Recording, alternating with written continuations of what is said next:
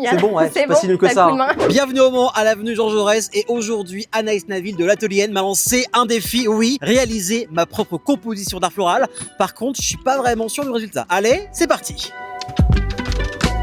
Bonjour. Bonjour.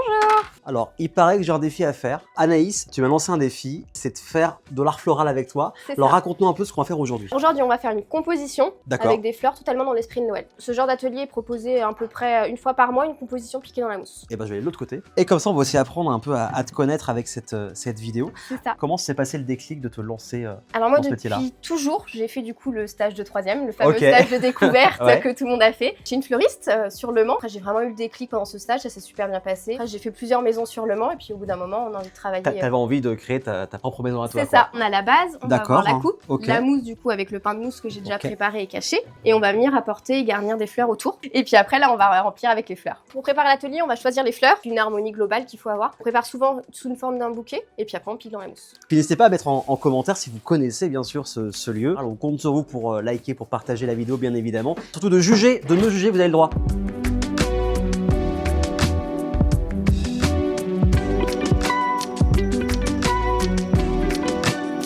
Je sens que ma mère va se foutre de ma gueule.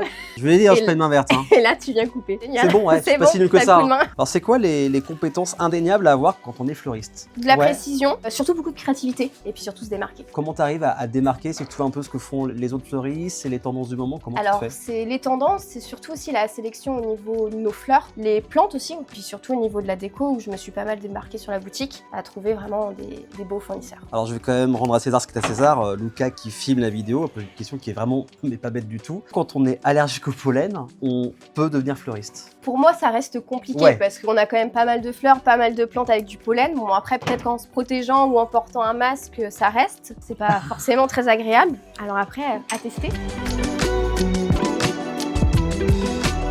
Sauvé, c'est bon, j'ai été sauvé par la chef. Donc ça, sur un peu les plantes que tu prends généralement pour ce genre d'atelier? Ça varie à chaque atelier, les couleurs varient aussi à chaque atelier, et c'est vraiment en fonction de la saison. Quelle est l'une de tes fleurs préférées? J'en ai vraiment une vraiment préférée que j'affectionne particulièrement, c'est vraiment l'anémone. Donc c'est vraiment une fleur d'hiver, on l'a que pendant 2 ou 3 mois de l'année. C'est vraiment une fleur très douce, j'affectionne beaucoup.